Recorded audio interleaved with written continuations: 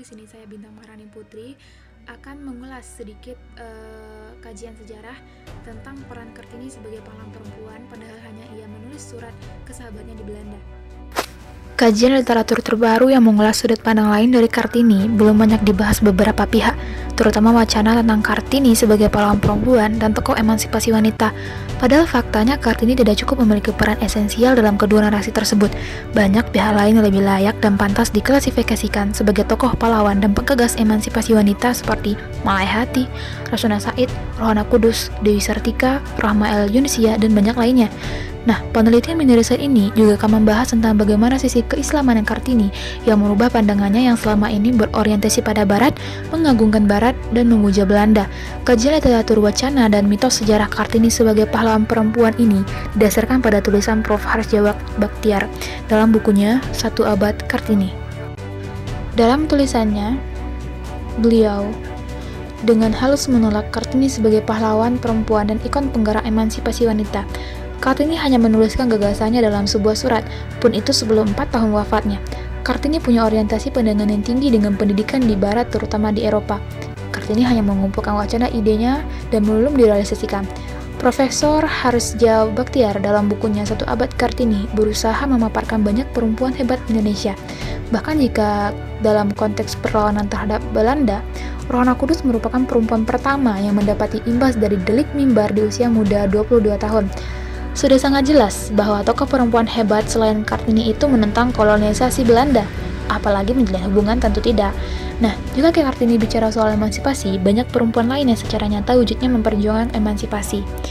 Dan bicara tentang Kartini pun ada dua pokok utama yang sering digaungkan dalam pemikiran masyarakat, terutama pahlawan perempuan nasional dan tokoh pejuang emansipasi. Terutama hal ini dalam kajian sejarah buku SMA. Kartini terkenal dengan bukunya Habis Gelap Terbitlah Terang dan Kartini mendirikan sekolah.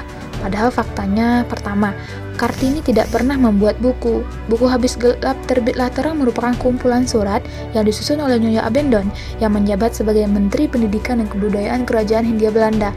Penulisan judul Habis Gelap Terbitlah Terang pun diindikasi dengan Kartini banyak mengulas kata habis gelap menuju cahaya yang terinspirasi dari kalimat terakhir Al-Quran Surat Al-Baqarah 257 Minaz zulumati ilan nur.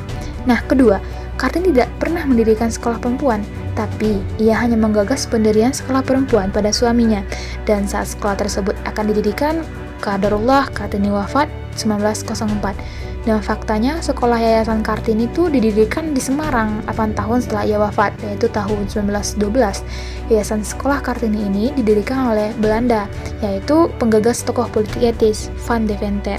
Oke, saya simpulkan di sini. Pertama, kalau fokus utama perjuangan Kartini bukan bicara pendidikan aja, tapi lebih terarah pada keinginannya untuk mendobrak kungkungan adat yang membuat perempuan Jepara tidak dengan bebas mendapatkan hak yang sama dengan laki-laki dan perempuan di daerah lain. Toh, lalu kenapa harus Kartini yang menjadi ikon emansipasi dan tokoh pahlawan nasional, padahal ia hanya menulis surat kepada sahabatnya aktivis sosial di Belanda? Oke, pertama saya ulas dan katakan kalau Kartini itu mengalami pergulatan ideologi. Memang tidak saya sangka kalau Kartini kebanyakan hanya menulis surat ke sahabatnya di Belanda, tidak ada wujud pergerakan yang konkret, dan pada awal-awal Kartini begitu memuja Barat, terutama pendidikan Eropa yang bebas. Kartini memang wanita yang cerdas dari perempuan lain di sekitarnya. Tapi apakah benar Kartini itu berhasil menyuarakan pembebasan perempuan melalui feminisme? Oke, saya jawab Kartini belum berhasil.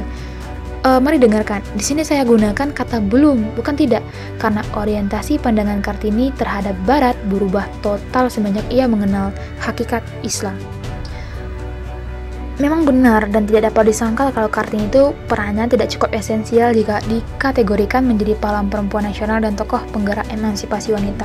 Masih banyak toh perempuan lain di berbagai penjuru Nusantara yang lebih layak dan pantas mendapatkan gelar tersebut. Tapi harus digarisbawahi, dalam wacana sejarah Kartini yang ada dalam pemikiran masyarakat Kamensen, serta dalam buku teks sejarah SMA kelas 11, terutama yang saya teliti penerbit 3 serangkai, ada 3 pokok utama.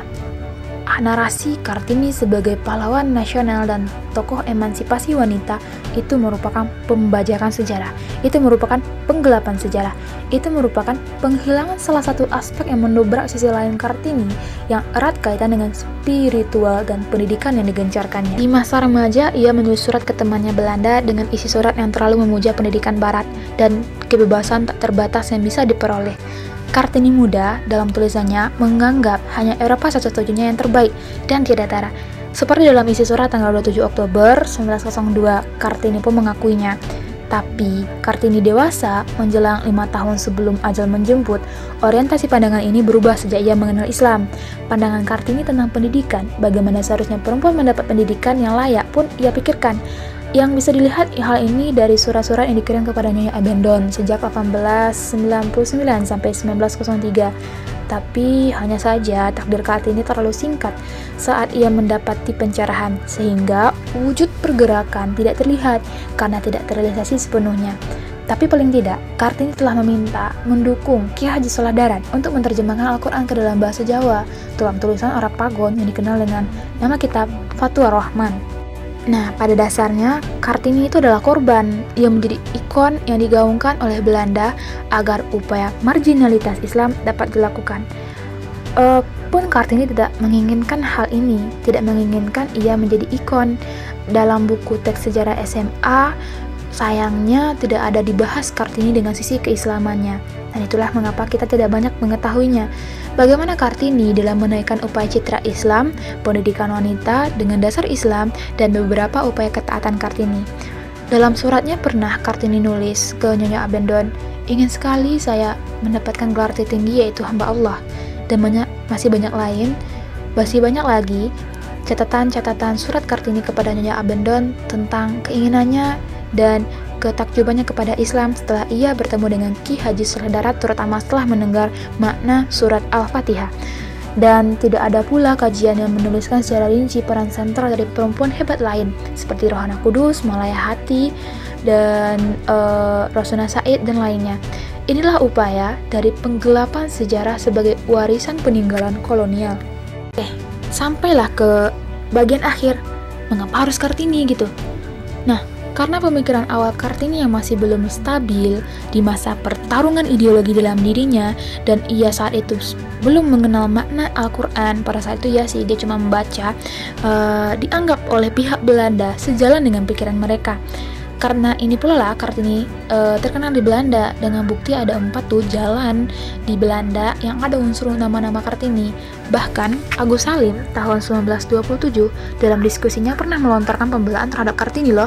Nah, pada intinya Kartini hanya korban pembajakan sejarah, korban ikon emansipasi yang digaungkan Belanda untuk kepentingan mereka sendiri. Nah, untuk memahami kajian peran Kartini sebagai pahlawan perempuan, padahal hanya menulis surat ke sahabatnya di Belanda, secara mendalam harus didasarkan pada pengkotakan pemikiran dan pandangan dari 2 periode Kartini semasa hidupnya. Tapi, kalau kita menjadikan Kartini menjadi bagian dari tokoh penggerak, maka Kartini lah orang-orang pertama yang harus kita masukkan dalam kategori tersebut. Karena kenapa? Karena pemikiran Kartini yang menentang kungkungan adat, dan pemikiran Kartini yang sudah maju dalam menghadapi tuntutan zaman. Dan semoga Allah merahmati hatimu dan guru-gurumu. Habis gelap menuju cahaya. Salam Bintang Maharani Putri.